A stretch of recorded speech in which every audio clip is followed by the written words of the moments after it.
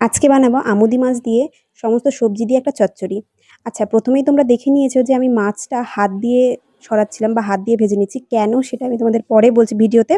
চলো ভিডিও শুরু করা যাক। সবার প্রথমে দেখো এখানটা একটা পেস্ট তৈরি করে নেবো, মসলা তৈরি করে নেবো। কী দিয়েছি আমি স্ক্রিনে সব লিখে দেবো, তোমরা দেখে নিও। এরপর সর্ষের তেলে খুব ভালোভাবে আমুদি মাছগুলো ভেজে নেবো। এই দেখো, আমি হাত দিয়ে কেন ভাজছিলাম? সেইটা হলো আমি মাছগুলো একটা আরেকটার উপর উঠে গেছিলো। তো এই খুন্তি দিয়ে ঠিকঠাক হতো না, ওই জন্য আমি হাত দিয়েই নেড়েচেড়ে নিয়েছি। যাই হোক, তো তারপর দেখো মাছগুলো কড়া করে ভেজে নিতে হবে। তারপরে যত সবজি আছে তোমাদের বাড়িতে শীতের শুরু, যেগুলো খেতে তোমরা খুব পছন্দ করো সব অ্যাড করবে। আর হ্যাঁ, পেঁয়াজ কলিটা অবশ্যই অ্যাড করবে, যেটা আমি পাইনি। খেতে খুব ভালো লাগে এর মধ্যে অ্যাড করলে, তো পাইনি কী করা যাবে? তো ওই জন্য আজকে পেঁয়াজ কলি ছাড়াই চচ্চড়িটা হবে। এবার দেখো খুব সুন্দরভাবে নুন আর হলুদ দিয়ে সবজিগুলোকে কড়া করে ভেজে নিতে হবে। দেখো লাল লাল স্পট চলে এসছে, আমি সেই পর্যন্ত ভেজে নিয়েছি। তোমরা কিন্তু এরকমভাবে ভেজে নেবে।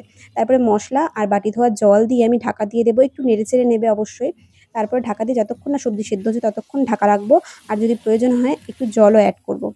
তো তারপরে সবজি সেদ্ধ হয়ে গেলে এখানে আরেকবার ঢাকা দিয়ে একটু মানে সবজিগুলো টেনে আসতে দেবো। টেনে আসলে এর মধ্যে দিয়ে দেবো ভেজে রাখা মাছ আর দিয়ে দেবো অনেকটা ধনেপাতা। মাছটা দিয়ে কিন্তু বেশিক্ষণ নাড়াচাড়া করবে না, তাহলে মাছগুলো ভেঙে পুরো কাঁটা কাঁটা হয়ে যাবে।